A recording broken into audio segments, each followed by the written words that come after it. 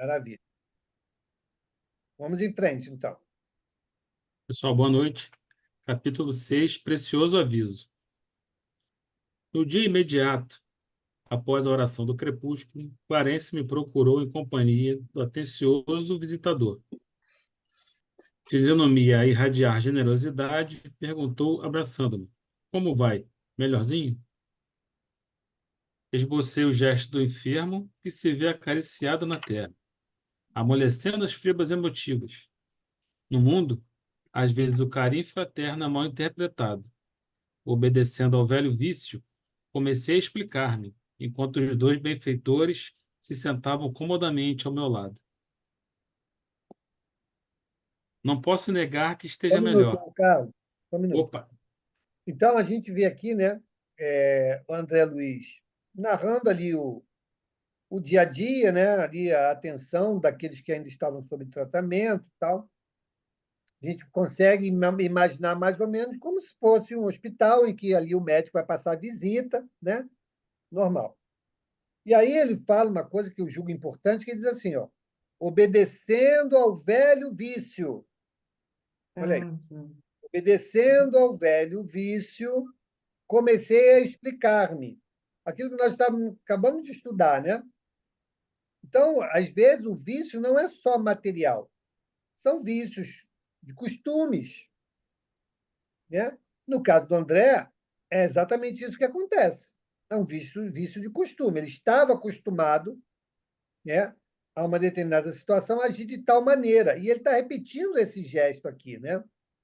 Enquanto os dois benfeitores se sentavam comodamente ao meu lado. Então, isso é para mostrar como nós, quando voltamos ao mundo espiritual, vamos, de fato, repetir as nossas questões, que fazem parte de nós. Então, ninguém vai deixar aqui comportamentos, ninguém vai deixar aqui querências, vai tudo junto. E lá é uma oportunidade de darmos continuidade a esse novo entendimento e a continuidade da luta pela modificação. É o que a André está nos mostrando aqui. Lembrar aqui, né, Mauro, que nós encerramos o capítulo anterior, lembrando ele reconhecendo que tinha feito muito mal, que reconhecendo que era suicida. Então, e o Lísias é que estava como visitador, como enfermeiro, conversando com ele naquele momento. E nesse capítulo já chega o Lísias e o Clarencio, né, para conversar com ele. O visitador aqui é o Lísias. E ele continua, né, reconheceu que estava enfermo, mas a gente vai ver aqui agora, eu acho que todo mundo deve ter lido aí, né, viu? O quanto ele ainda vai desfiar um rosário do tamanho de um bonde, né, para justificar a sua dor. Vamos lá, Carlão. só uma adendo. O que parece é que ele já começa a se derreter no começo aqui, aquele esboceio, o gesto do enfermo que se vê acariciado na terra, amolecendo as fibras emotivas. Então já começa a se derreter aí, né? Para come... Exatamente. começar o murmúrio, né? Vamos lá. Não posso negar que esteja melhor. Entretanto, sofro intensamente. Muitas dores na zona intestinal, estranhas sensações de angústia no coração. Nunca supus fosse capaz de tanta resistência, meu amigo. Ah, como tem sido pesada a minha cruz.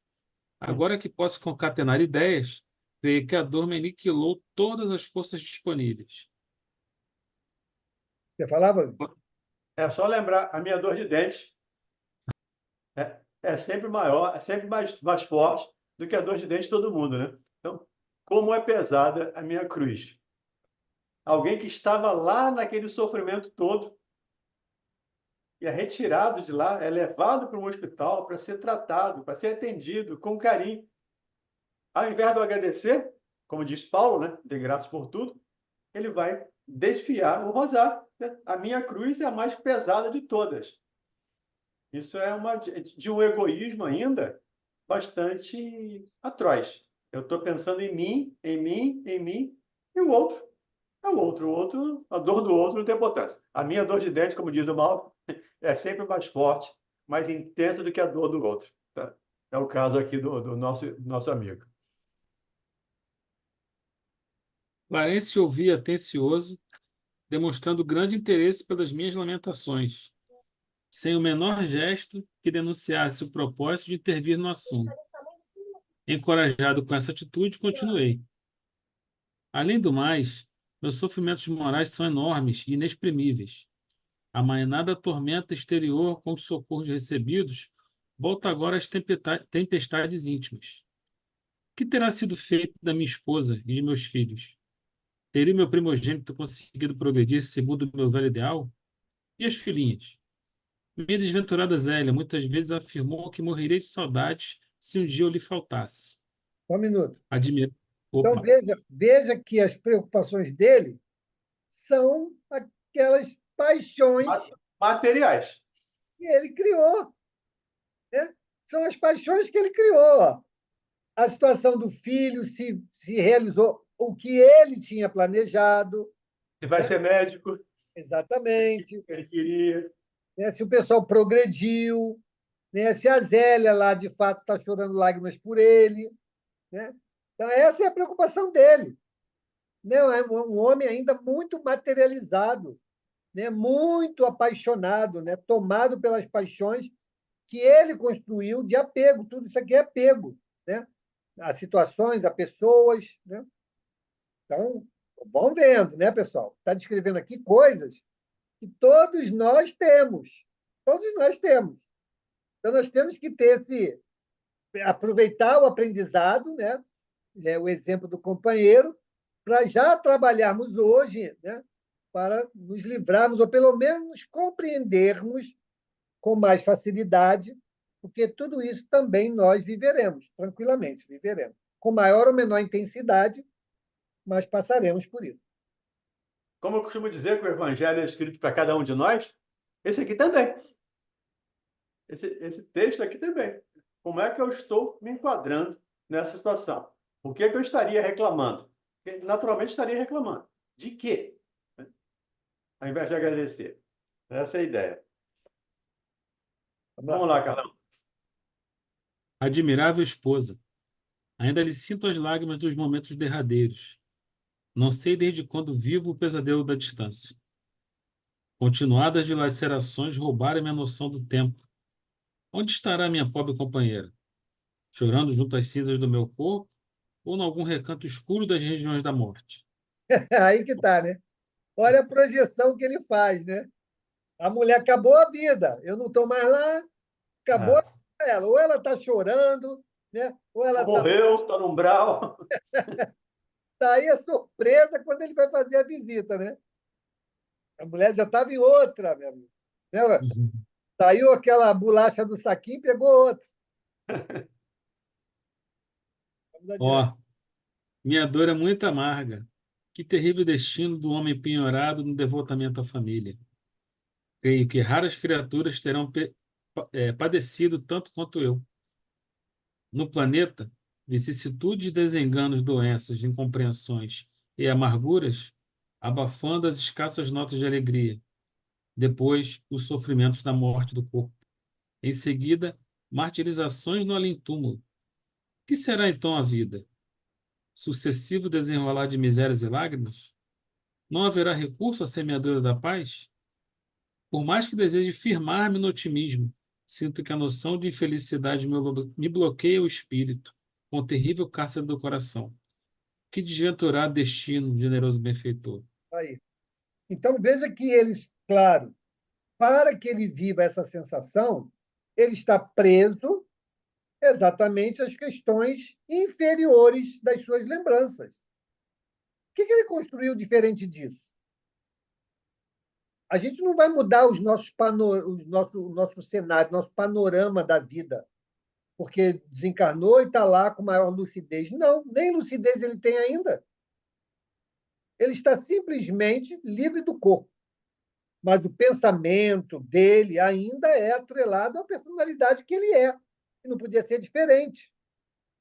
Né? Então, veja que todas as reclamações dele têm um viés de ligação com aquilo que é material, que é o relacionamento, o apego às percepções que ele construiu nessa existência. Então, veja aí, né? Ele está descrevendo aqui como se fosse a pessoa mais injustiçada do mundo, mais sofredora do mundo, mas o que ele fala são construções dele. Em momento algum ele fala alguma coisa que fugiu, né, à sua própria escolha. Está aí, né? Então, esse é o umbral, pessoal. Esse é o estado de perturbação, né, que todos nós vamos passar. Todos nós. Eu acho que o único que não passou por isso foi Jesus. De resto, em maior ou menor grau, todos nós vamos passar.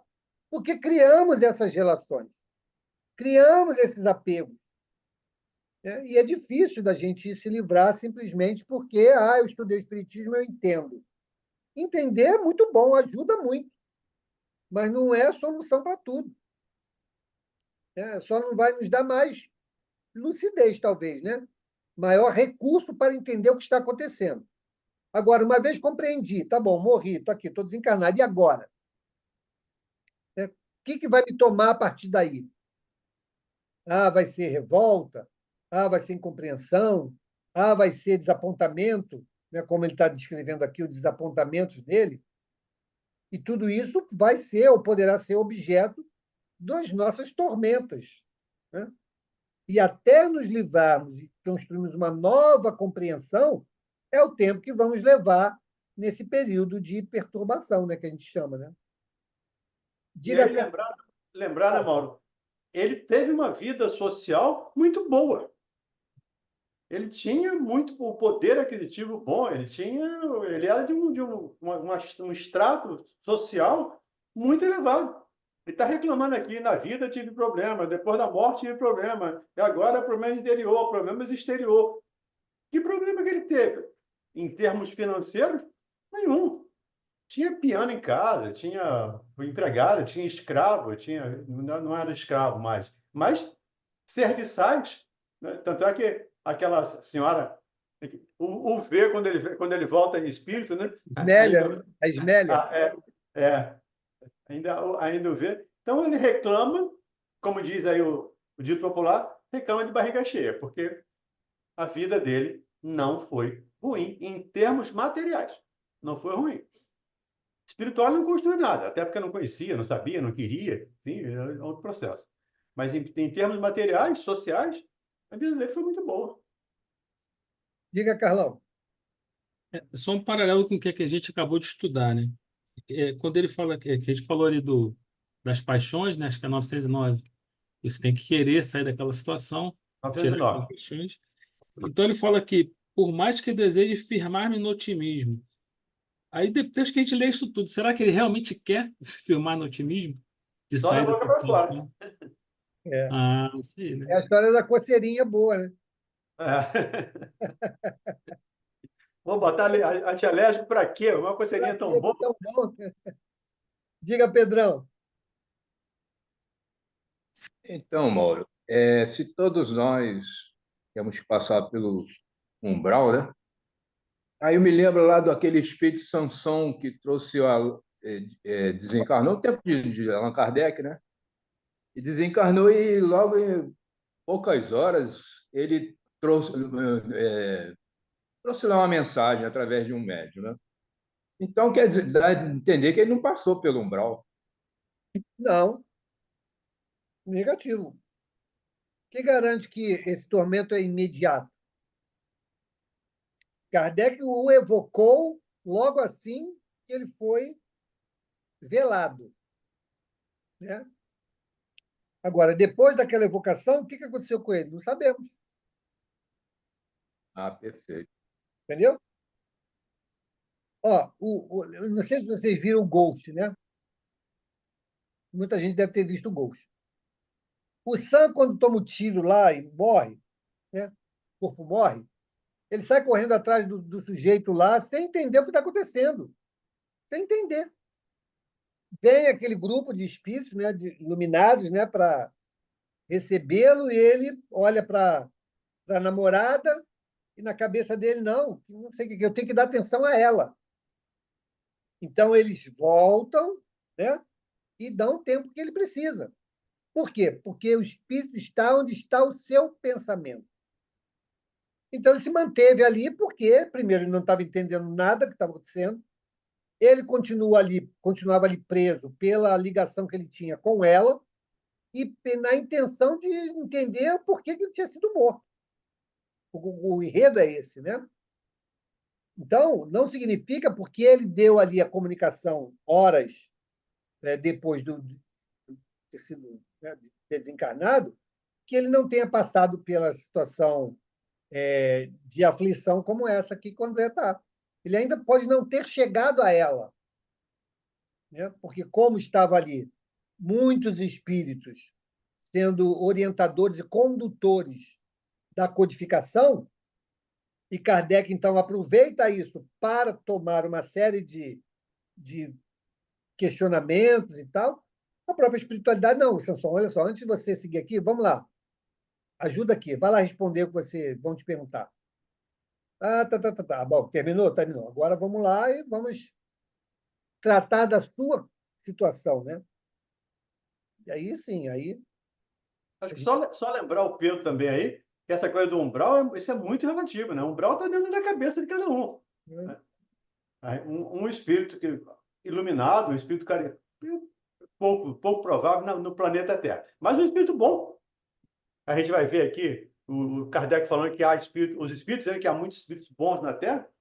Eles não têm esse umbral dentro da própria cabeça. Eles saem dali consciente da posição dele, consciente do desencarne, consciente de ser cristão, consciente de servir, de ajudar. Então, ele não tem que passar. A gente passa por construção nossa, mas nós não teríamos que passar ou criar um umbral para a gente. A gente cria por falta de caridade, falta de fé, falta de vontade. A questão 909 lá do Livro dos Espíritos. Antes de passar aqui Isso para faz, ele, perdão, isso faz lembrar realmente, Valdenir, é o espírito Fábio, lá no Obreiros da Vida Eterna. Quando ele chega lá na casa transitória, ele transitava livremente, sem nenhum impedimento. Uhum. Né? lembrando aí, né, antes de passar para as meninas aqui, lembrando, é o próprio depoimento do Divaldo, né? Quando ele tem um infarto lá e se vê no mundo espiritual, olha para um lado, olha para o outro, quem encontra a mãe. E aí, mãe, o que você está fazendo aqui? Ah, meu filho, eu vim aqui, né, te ver porque os benfeitores estão lá decidindo se você fica ou se você volta. Qual foi a postura do Divaldo? E a senhora está aqui, em vez de estar lá, né, Me intercedendo a meu defendendo. favor. Né? Não é que eu não tenha medo de morrer, mas não tenho pressa. Né? Se eu puder ficar mais um pouquinho, eu agradeço. Então, veja bem, né? Olha como é que é a situação. Um homem que lida diretamente com a espiritualidade, né, de forma natural, mas na hora de tocar o sino, meu amigo, todo mundo quer, né, um pouquinho mais, um pedaço do bolo. E aí cada um vai reagir de um jeito. Olha aí o Bezerra, que o Valdir estava falando. Né? O Bezerra, nessa encarnação que entra na categoria dos bons, ele durante o processo de desencarne, pôde ir lá e ajudar na intervenção para o desligamento dele próprio. Olha a lucidez desse espírito.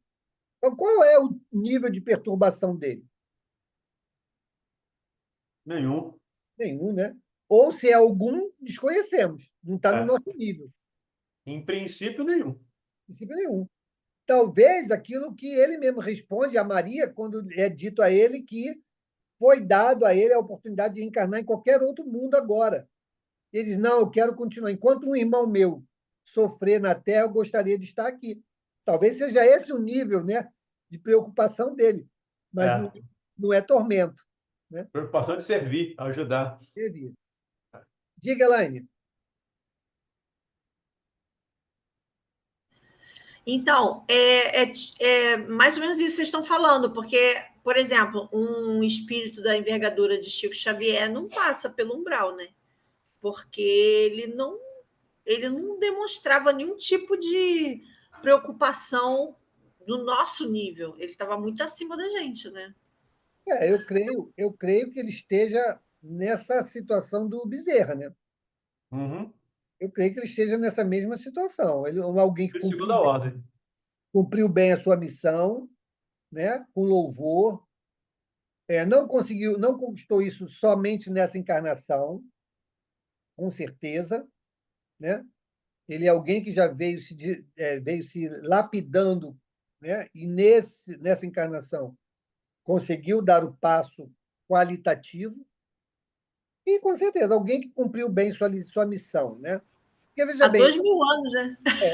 ele veio, ele Há veio, 2000 anos. ele veio espiar algumas coisas, né? Não veio só missão, ele veio resgatar algumas coisas, né? A questão lá do incidente lá com o Emmanuel, da cegueira, né? Ele veio teve glaucoma, né? Então teve algumas coisas que foram resgates que ficaram guardados para o momento oportuno ele ter condição de vivenciá-los com a condição de sucesso. E ele viveu isso. Ele viveu isso, né? Acertou em tudo? Não sei. Emmanuel puxou bastante a orelha dele em algumas coisas, né? Botava ele ali, não, vem cá, tá saindo do trilho, volta para cá. É igual o Joana faz com o Divaldo até hoje, né? Vai lá e aperta, ajusta os botões lá. Por quê? Porque ainda temos as nossas questões, né? Mas é alguém que, com certeza, fez bem o trabalho que lhe foi confiado. Então, nesse retorno, as perturbações serão bem menores, né? Ou até mesmo inexistentes nesse caso. Diga, Silvânia. Mauro, me chamou a atenção aqui na leitura, quando ele diz que Clarencio ouvia atencioso, né? Demonstrando grande interesse pelas lamentações dele, né? Aí me lembrei do atendimento fraterno, me lembrei de quando algum amigo, alguém próximo, assim, pede para que a gente seja aquela pessoa que ouça, né? E que a pessoa está precisando falar, me ouve aqui um pouquinho e tal, estou precisando desabafar. E você vê que o Clarencio, aqui ele fala, né? Sem o menor gesto que denunciasse o propósito de intervir no assunto. Então, o Clarencio ficou, nem um olhar ele manifestou que estava insatisfeito com as lamentações do André, né? Por quê? Porque essa atitude encorajou o André a falar, né? Sim. Então, o André se soltou, né? Se soltou, falou tudo que queria, lamentou tudo, né? Então, a partir dali, ele pôde orientar. Então, para mim, me chamou a atenção, eu até coloquei aqui uma observação assim, para que possamos ajudar, é preciso ouvir e acolher. Porque quando a gente faz isso, a gente deixa o outro à vontade, né? Eu me coloquei no lugar do André. Pensei assim, se eu precisasse falar, né? Eu ia querer ser acolhida dessa maneira, porque é uma forma realmente de relaxar e abrir, soltar, né? Então, É, assim, você vê, é isso é muito importante, muito importante. É como não se é? fosse uma catarse, né? Isso. A gente está ali falando, falando, falando. E você citou o atendimento fraterno, né? Os espíritos superiores nos dão um grande ensino e exemplo que devemos sim usar no atendimento, em qualquer atendimento fraterno mais diretamente, que é o aprender a ouvir. Temos que aprender a ouvir mais do que falar, né? Então, o atendimento fraterno é um grande laboratório para isso. O que eles estão fazendo aqui é esse atendimento, não é do André, né? Não foi com essa intenção, mas se aproveita, né, para que ele pudesse, então, se sentir à vontade para externar aquilo que passa pela cabeça dele, para depois, então, em função de tudo que se ouviu, se abordar o ponto certo. Se a gente é afoito e já sai querendo retrucar ou consertar ou corrigir, a gente não espera que a pessoa chegue ao ponto, né, mais relevante daquela orientação. A gente vai atropelando. Então, a gente tem que, de fato, controlar a nossa própria ansiedade, né? Aprender a ouvir com qualidade, para quando externarmos alguma coisa, podermos, de forma acolhedora, trazer o ponto, a situação para a reflexão do irmão daquilo que, de fato, possa ser a cerne da questão, né? Verdade. Sabe, Mauro, às vezes a pessoa, nossa família mesmo, tem alguém falando algo e você só com olhar você já recrimina, não é? Você já abriu um olhar diferente, você já mexeu com a sobrancelha, assim, a pessoa já se sente assim incomodada, né? Então eu vi como um alerta mesmo, sabe? Assim, esse trechinho para ponderar as coisas, para parar e ouvir mais, como você falou mesmo. Obrigada. Nada. Alguma coisa, Valdemir? Não, tranquilo. Vamos adiante. Chegado a essa altura, o vendaval da queixa me conduzira o barco mental ao oceano largo de lágrimas. Clarencio, contudo, levantou-se sereno e falou sem afetação. Meu amigo, deseja você de fato a cura espiritual? Ao meu gesto afirmativo, continuou. Posso ler? Segue. Só um minuto. Então, você vê, ele ouviu todas as lamentações do André, né, aquilo que nós estamos conversando aqui. Quando, então, deu o espaço para ele fez a pergunta principal. Está aqui, ó. Diante da resposta dele, ele ia conduzir o assunto para um jeito ou de outro. Então, quando ele diz lá, né, quando ele gesticulou afirmativamente, então agora vamos lá. Então, vou te dizer agora o que você precisa para alcançar a sua cura espiritual. E aí ele vai trazer aí as orientações. É exatamente isso que a gente deve fazer no atendimento fraterno, né? A gente vai ali, ouve, entendeu qual é o problema principal, sempre tem um problema principal, e muitas das vezes o problema principal não é dito na primeira vez, né? Logo no desenvolvimento da conversa, porque a pessoa vai testando a sintonia, a afinidade para que haja, então, nela confiança para ir descascando a cebola, né? É assim que funciona. Então, quando a gente consegue perceber esse ponto central do problema, né, ou evidenciado, a gente vai trazer a nossa opinião? Não. A gente vai trazer a orientação doutrinária. Porque cada um de nós aqui tem uma opinião distinta sobre o mesmo ponto. Mas a posição doutrinária ela é comum a todos aqueles que estudam a doutrina espírita. Né? Se nós fôssemos fazer um atendimento fraterno, cada um com um atendente diferente sobre o mesmo ponto, a gente ia sair dali maluco. Qual a opinião que eu vou seguir? A gente não está ali para atender a opinião, a gente está ali para entender a orientação que a doutrina espírita nos dá a respeito daquele ponto, para que eu reflita e eu encontre o caminho para aquela problemática que eu levei ali, compartilhando com os irmãos. E aí, Mauro, me lembra aqui uma fala do Cristo. Quando ele chega perto do cego, e ele diz: que queres que eu faça? É exatamente aqui a pergunta do Clarencio. Você quer mesmo ser curado? Jesus pergunta: o que é que você quer que eu faça? Que eu veja. Ok, então você verá. Mas essa é uma questão importante. Saber o que aquela pessoa está querendo. Querendo de fato. Não é querendo de lábios, como vimos agora há pouco lá no Livro dos Espíritos. Vamos lá? Ao meu gesto afirmativo, continuou. Aprenda, então, a não falar excessivamente de si mesmo, nem comente a própria dor. Lamentação denota enfermidade mental e enfermidade de curso laborioso e tratamento difícil.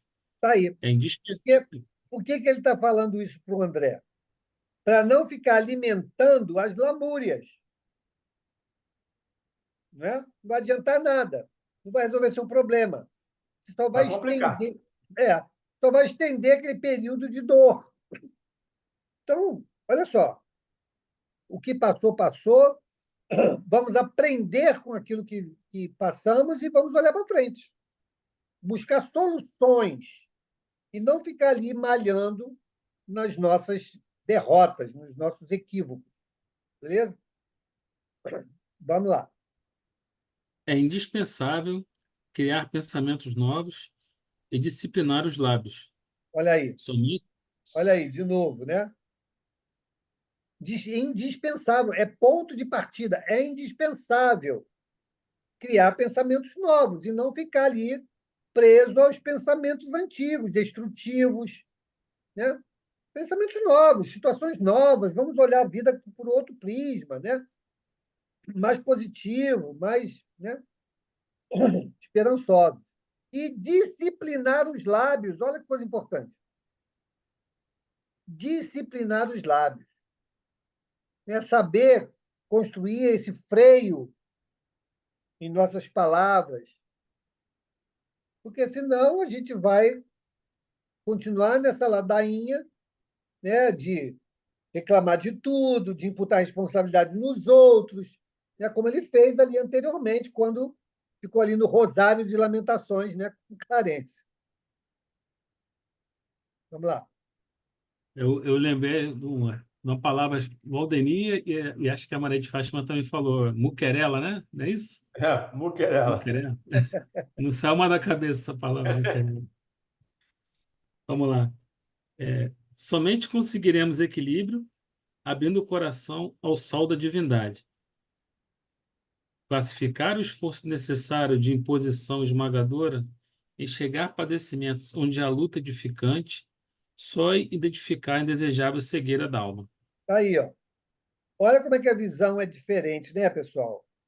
Aí diz lá, ó, classificar o esforço necessário de imposição esmagadora, enxergar padecimento onde há luta, só identificar indesejável cegueira da alma. Está aí. Então, ele reclamava, né, de coisas que, na verdade, era o contexto para que ele vencesse a sua prepotência, né, o seu egoísmo, tudo mais. E ele está reclamando daquilo. Não, aquilo era o seu campo de luta, meu amigo. Ali era No o seu campo de laboratório. luta. Hein? Laboratório. É. Era o laboratório. Então, na vida, todos nós temos isso. Todos nós temos isso. E é onde nós reclamamos. A gente reclama daquilo que Deus nos deu como degrau para a nossa ascensão. Então, entendendo isso, nós vamos olhar as situações e as pessoas à nossa volta com outra perspectiva. Não condenando, não maldizendo, mas, pelo contrário, o que eu posso aprender com isso? Como eu posso me beneficiar dessa situação difícil que eu estou vivendo hoje? Olha como é que muda. Hein? Ao contrário disso, é ficar reclamando, que é o que ele fez ali. E o Clarice está dizendo, faz o contrário, meu amigo. É? Aí. Vamos lá. Quanto mais utilize o verbo por dilatar considerações dolorosas no círculo da personalidade, mais duros se tornarão os laços que o prendem a lembranças mesquinhas. Aí. Aí. Por quê? Estou usando o verbo para ampliar, dilatar, né, as considerações dolorosas. Estou preso ao problema. Eu não quero resolver o problema.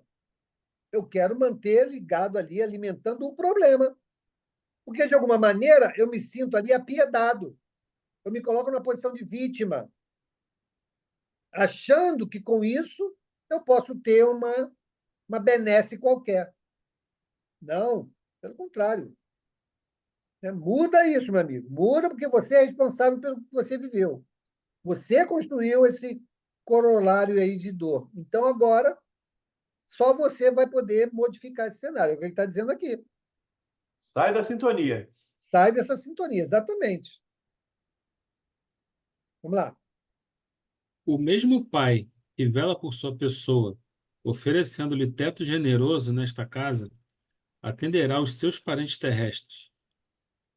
Devemos ter nosso agrupamento familiar como sagrada construção, mas sem esquecer que nossas famílias são seções da família universal sob a direção divina. Está aí. Não é posse. Não é uma situação fixa, constante, né? Não, é temporária. São sessões, olha aí, sessões da família universal. Então, muito dos apegos é em função meu filho, minha mãe, minha esposa, meu isso, meu aquilo. Não é nada nosso. Nessa oportunidade, estamos assim. Na nossa casa, nós tivemos, numa reunião mediúnica, o irmão ele assina como irmão que passa, né? E ele falou, trouxe uma mensagem no Dia das Mães, falando sobre a irmã-mãe. Muito interessante a mensagem dele. Irmã-mãe. E aí ele vem falando, né?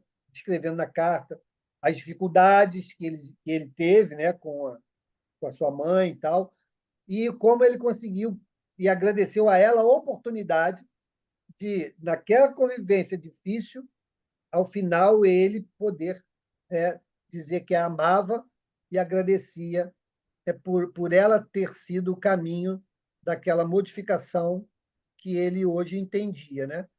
Então é isso aí. Hoje é irmã-mãe, amanhã é irmã-esposa, irmã, e assim vai. Porque no frigir dos ovos, ao final, seremos todos apenas irmãos. E o amor será esse amor, né, desconectado de paixões. Será um amor sublimado, né?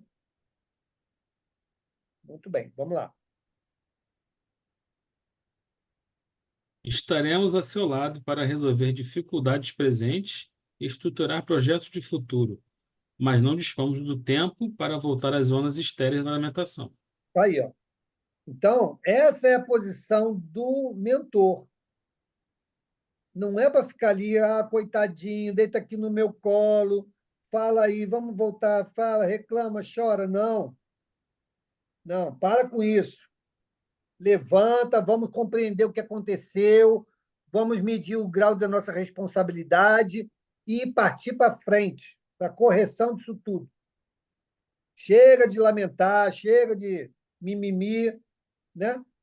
Vamos entender o problema e traçar um caminho de solução. É isso que vai nos amparar, pessoal. Ficar sentado no canto lamentando só perde tempo. Fala, Carlão. Esse seria o serviço, entre aspas, né, do nosso guia espiritual, do nosso anjo de guarda, né? Tá ali do nosso lado, nos ajudando. Mas aí, quando ele, deixa ele se lamentar aí, daqui a pouco eu volto. Quando ele sintonizar de novo, eu vou voltar para o lado dele. Seria mais ou menos essa a ideia. Na verdade, ele nunca está longe de nós. Nós estamos Não, longe não, deles, né? é isso que é. Nós nos desintonizamos. Ele está ali. O Pada fala uma coisa muito engraçada lá, mas é a verdade que ele fala, né? Tem lá o caboclo lá, que é orientador dele lá, né? E aí ele fala, olha, quer que eu esteja com você? Vai aonde eu possa ir. Né? Vai aonde eu possa ir, aí eu vou estar contigo. Porque senão, meu amigo, só uma coisa que o caboclo pode fazer é sentar do seu lado e chorar junto. Entendeu? É isso aí, ó. É exatamente isso. Vamos lá. Além disso, temos nesta colônia o compromisso de aceitar o trabalho mais áspero como bênção de realização, considerando que a providência desborda amor enquanto nós vivemos onerados de dívidas. Se desejar permanecer nesta casa de assistência, aprenda a pensar com justeza. Olha aí, ó. Se Isso aí é deseja duro, né? permanecer, ele está no nosso lar, mas tem condição para permanecer lá. E ele fala, se deseja permanecer, significa dizer o seguinte, ó, tu não está na sombra não, meu amigo. Tu está sendo atendido, vai ser esclarecido, mas vou ter que fazer a sua parte para continuar aqui. E ele diz lá qual é a condição, ó. Aprenda a pensar com justeza. Aprenda, porque ele não sabe. Ele vai ser orientado. E aprenda a pensar com justeza. Senão, meu amigo, teu lugar vai ser outro. Mas é convidado a se retirar. É É a parábola do festim de bodas. É a aí, mesma coisa. É se repetindo a parábola do festim de bodas. Como em muitas situações. verdade. Fala, Pedro. Quer entrar na festa? Bota a túnica nupcial. Sem a Sem túnica ela, nupcial, não tem festa. isso aí. Fala, Pedro. Aí também vai me lembrar aquela passagem de Jesus, quando Maria escolheu a boa parte. No caso aí, eu acho que o André Luiz escolheu a boa parte, né? Ah, sim. Ele Maria e foi Marta, né? aprendendo, né? Ele não escolheu de pronto, não. Não, de pronto não, claro. Mas diante dessas palavras aqui, não tem- acho que ele não teve muita opção. Não, teve Você quer opção ficar sim. muda. Teve opção Escolheu a boa sim. parte. Você não vê lá a sobrinha do Lísias? Ela É. escolheu outra coisa. Né? Então, opção tem. Não é livre de livre-arbítrio, está lá com livre-arbítrio. É que ele foi, de fato, inteligente, refletiu e enxergou os seus erros. Foi humilde nesse ponto. E aí ele escolheu, sim, a mudança. Né? Vamos lá? Nesse ínterim, secara-se-me o pranto e, chamado a brios pelo generoso instrutor, assumi diversa atitude, embora envergonhado da minha fraqueza. Aí. Então, olha como é que a palavra é algo transformador. Né? O consolador é isso, pessoal. O consolador não é ter Jesus do nosso lado, não é ter o mentor do nosso lado. A consolação que a doutrina nos dá é o entendimento. É isso que nos faz mudar de atitude. Entendimento. Se nós não compreendemos, a gente não aceita e, consequentemente, a gente não muda. Então, precisamos sim de esclarecimento, porque com esclarecimento a gente adota ou não a mudança de atitude. Né? Vamos lá. Não disputava você na carne, prosseguiu Clarencio, bondoso, as vantagens naturais decorrentes das boas situações? Não estimava a obtenção de recursos lícitos, ansioso de estender benefícios aos entes amados? Não se interessava pelas remunerações justas, pelas expressões de conforto, com possibilidade de atender a família? Aqui, o programa não é diferente. Aí, ó. Então, ele mostrou para ele exatamente o que ele almejava enquanto encarnado, onde ele dava valor. O que você dava valor? É isso aqui, ó. É isso. Você dá valor a isso, não é isso? Aqui também. Ele vai mostrar agora para ele. Quais são os valores considerados lá? Né? Não só em nosso lar, mas em condições de espíritos mais adiantados. Né? Vamos lá. Apenas divergem os detalhes. Nos círculos carnais, a convenção e a garantia monetária. Aqui, o trabalho e as aquisições definitivas do espírito imortal. Dor, para nós, significa a possibilidade de enriquecer a alma. A luta, Achei essa frase fantástica, cara. É. Essa frase tem que ser destacada. Dor para nós significa a possibilidade de enriquecer a alma. É por isso que a dona Joana escreveu lá no Evangelho. A dor é uma bênção que Deus envia aos seus eleitos. Está lá no capítulo 9, item 7 do Evangelho. Mensagem chamada paciência. Então, tenhamos paciência e entendamos a dor como sendo a mestra, como diria, ou como dizia Francisco de Assis. A irmã dor está chegando. Essa dor é enviada por Deus, né, pessoal? Sim, é Não é claro, essa que a claro. gente vai criando com as nossas bobagens, não, né? Não. Isso é importante. E é É. essa dor que ele se refere aqui. A dor da experiência do laboratório, né, da Uhum. vida. Não aquelas que a gente vai criando aí pelas nossas inobservâncias e depois fica reclamando pelo canto. Não é essa que ele está se referindo aqui. Não aquele enfisema pulmonar que eu falei. É, No pelo cigarro. É. Tormentos voluntários, né? Aí eu criei a dor, sem necessidade. Isso aí. Vamos lá. vamos lá, repetindo. Dor para nós significa possibilidade de enriquecer a alma. A luta constitui caminho para a divina realização. Compreendeu a diferença? As almas débeis, ante o serviço, deitam-se para se queixarem aos que passam. As fortes, porém, recebem o serviço como patrimônio sagrado, na movimentação do qual se preparam a caminho da perfeição. Ninguém lhe condena a saudade justa, nem pretende estancar a sua fonte de sentimentos sublimes. Acresce notar, todavia, que o pranto da desesperação não edifica o bem, Se ama em verdade a família terrena, é preciso bom ânimo para lhe ser útil. Tá aí. Tá vendo? Tá aí, ó. A desesperação não edifica o bem. E é uma verdade. O irmão Walter dizia o seguinte: se você quer ajudar alguém, você não pode se envolver com a dor daquele alguém, porque você acaba perdendo a condição de ajudar. Né? Você quer trazer o problema para você, você quer resolver o problema do outro, daqui a pouco você está ali envolvido com a situação e pronto. Aí são dois precisando de ajuda. Então, é o que ele fala aqui, não é secar o seu sentimento, não é se tornar insensível, não é nada disso. Mas, como ele diz, ó, se a gente ama, né, de verdade, é preciso bom ânimo para lhe ser útil. Né? Em tudo dai graças, né, Valdemir? Então, a situação difícil, né, você está na condição de poder ajudar. Como eu posso ajudar? Mas o problema não é meu. Ajudar é uma coisa, se apropriar do problema do outro é outra. Então, nós temos que ter esse discernimento, né, para podermos fazer o atendimento mais adequado e justo que se faz necessário. Então, ele está chamando a atenção aqui do André em relação a isso. Porque, na verdade, ele está preso às lamúrias. E o Clarencio está mostrando para ele o caminho para que, por meio dessas experiências, ele possa construir novas condições de auxílio. E lembrar, né, Mauro, que quando a gente sempre fala aqui, sofrimento não é punição, não é castigo. Deus não está punindo ninguém, Deus não está castigando ninguém. O sofrimento é consequência das nossas próprias ações.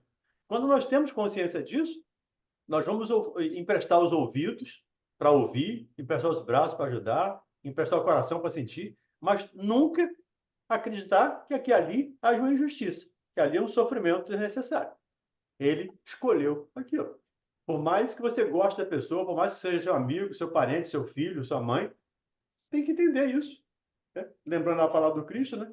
Minha mãe e meus irmãos são todos aqueles que fazem a vontade do Pai. Não é essa aqui que me gerou. Né? Essa esteve minha mãe, ou está minha mãe, na presente reencarnação. Mas é a irmã-mãe, né? Como lembrou o Mauro aí anteriormente, a irmã-mãe. Diga, Silvânia. Não, essa observação aqui que ele faz, que ele fala, se ama em verdade a família terrena, é preciso bom ânimo para lhe ser útil. Cabe também o inverso, né, Mauro? Se temos alguém que se encarnou e que a gente ama, a gente também precisa ter bom ânimo para ajudá-lo, porque esse espírito, esse irmão, porque senão atrapalhamos também, né, o Exatamente. caminho dele, não é? Exatamente. É uma via de mão dupla. A orientação que ele está dando para o André serve para nós também. Né? Já contei o caso do meu tio aqui, né? como ele ficou pelas lamentações da minha tia. Né? Minha tia encarnada, ele desencarnado, e a situação de sofrimento que ele se apresentou apenas pelos pensamentos dela. Então, essa orientação ela serve tanto lá para o André, como para qualquer outro, encarnado ou não, né, que esteja vivendo a mesma situação. Eu despedi do meu irmão tem pouco tempo, né? Meu irmão consanguíneo. E eu tenho estado assim, antes de dormir, um pouco triste. Acho que porque eu estou me envolvendo muito com o trabalho dele, né? O que ele fazia. E eu sonhei com ele essa semana que passou. E ele era muito carinhoso com a gente, né? E aí ele me abraçou, eu senti o abraço dele. Ele me abraçou e falou assim: não chora, eu estou bem. Sabe, eu acordei assim, tão leve, tão leve. Aí eu pensei, quando eu li isso aqui, eu lembrei, eu pensei assim, eu preciso ficar melhor. O trabalho tem me ajudado demais, demais mesmo. Às vezes até nem entro no estudo, porque estou vindo de Niterói e o ônibus é muito ruim para cá, não é? Mas tem me ajudado muito, porque a gente se envolve no trabalho e quando vê, já passou e você tá indo, está seguindo, né? Então, assim, aquilo me fez refletir que eu preciso ainda melhorar mais, sabe? É isso. Tá ótimo. Podemos seguir? Vamos lá. Fez-se longa pausa. A palavra de Clarencio levantara-me para elucubrações mais sadias. Enquanto meditava a sabedoria da valiosa advertência, meu benfeitor, qual o pai que aquece a leviandade dos filhos? Ou, perdão, qual o pai que esquece a leviandade dos filhos para recomeçar serenamente a lição, tornou a perguntar com um belo sorriso. Então, como passa? Melhor? Contente com me sentir desculpado, à maneira da criança que deseja aprender, respondi confortado. Vou bem melhor, para melhor compreender a vontade divina. Tá aí. Como muda, né? De repente, como muda, né? De Não é? toda a lamentação, vou bem melhor. Eu estou Numa bem melhor. conversa, né? Numa É. conversa bem conduzida, o benefício que se obtém. Então, é isso. Por isso, gente, a gente entende, né? Pelo menos eu entendo. A sabedoria de um espírito puro. A estratégia de Jesus nos enviar esse consolador, né, na forma de doutrina é o melhor caminho. Porque quantas e quantas pessoas a gente vê por aí sem esse entendimento e não tendo estrutura para lidar com as situações da vida. Nós mesmos, né, que temos aqui a orientação, quantas situações a gente descompensa? Mas aqui é a orientação. E aí a gente vai no atendimento fraterno, no apoio psicológico, né, que tem um trabalho muito semelhante, né? Para quê? Para que a gente possa colocar para fora aquilo que está dentro, muitas das vezes mal entendido, né? E enxergar, nós mesmos enxergarmos o caminho de solução. No atendimento fraterno, a gente usa o argumento, as argumentações doutrinárias, né? Então, essa mudança de visão, quantas e quantas vezes, quem faz atendimento fraterno aqui deve ter esse relato. Quantas e quantas vezes, durante o atendimento fraterno, a pessoa diz assim, eu nunca pensei por esse ponto. Eu nunca vi essa situação por esse lado.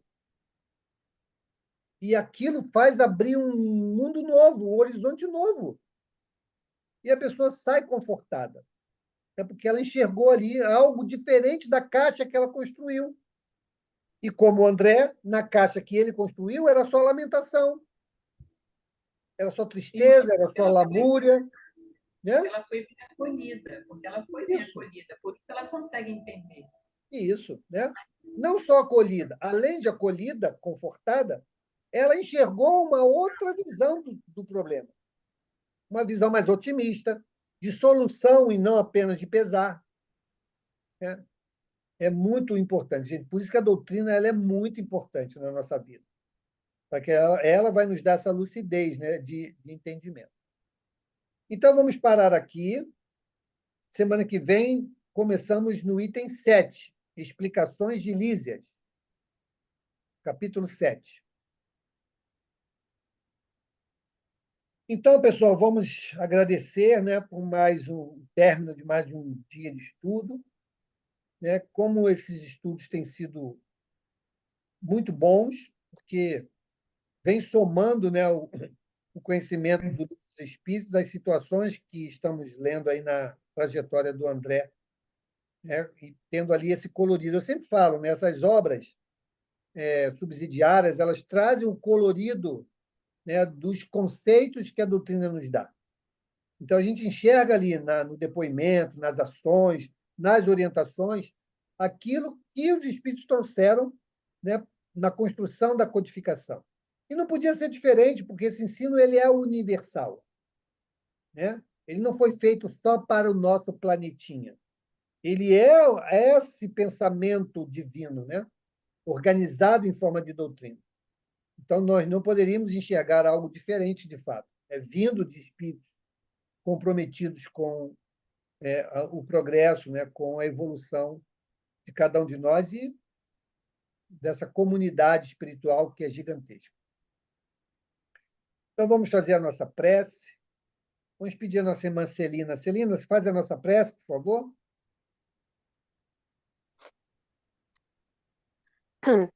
Mestre Senhor Jesus, mais uma vez agradecemos a oportunidade de estarmos todos aqui reunidos contigo e com nossos mentores, para uma noite de aprendizado, elucidações. E é tão bom, Senhor, poder contar com esses irmãos para todos juntos podermos aprender um pouco mais sobre tudo aquilo que o Senhor deixou.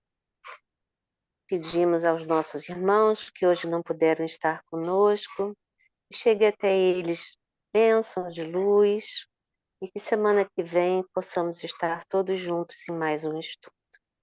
Fica conosco, Jesus, dá-nos uma boa semana. Que assim seja, graças a Deus. Que assim seja. Gente,